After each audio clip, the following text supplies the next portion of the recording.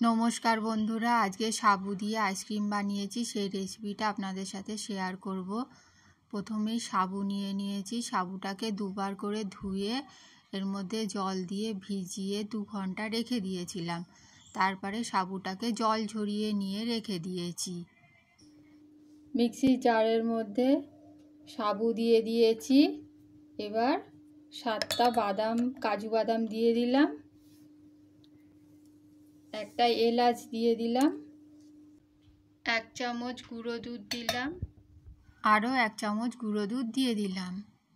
এর মধ্যে আপনারা 2 চামচ নারকেল কোড়াও দিয়ে দিতে পারেন।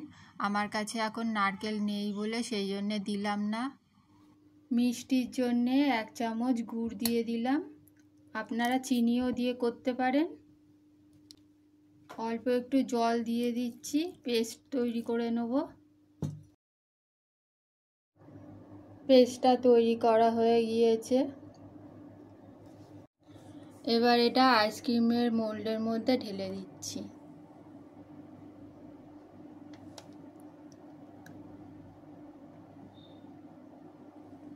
এবার এটা ঢাকা দিয়ে দিচ্ছি,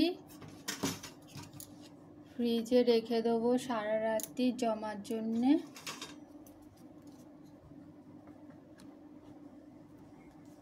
সারা রাত্রি রাখার পর এটা এবার বার করে নিচ্ছি।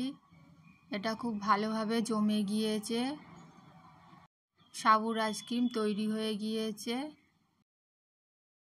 আমাদের দারুণ স্বাদের সাবুর আইসক্রিম তৈরি হয়ে গিয়েছে। এবার খেয়ে দেখি এটা কেমন হয়েছে। বন্ধুরা, সাবুর আইসক্রিমটা খেতে খুব ভালো হয়েছিল, আপনারাও বানিয়ে দেখবেন। আর ভালো লাগলে একটা লাইক দেবেন। ফিরে আসবো নতুন একটা রেসিপি নিয়ে। পুরো রেসিপিটা দেখার জন্য অনেক অনেক ধন্যবাদ।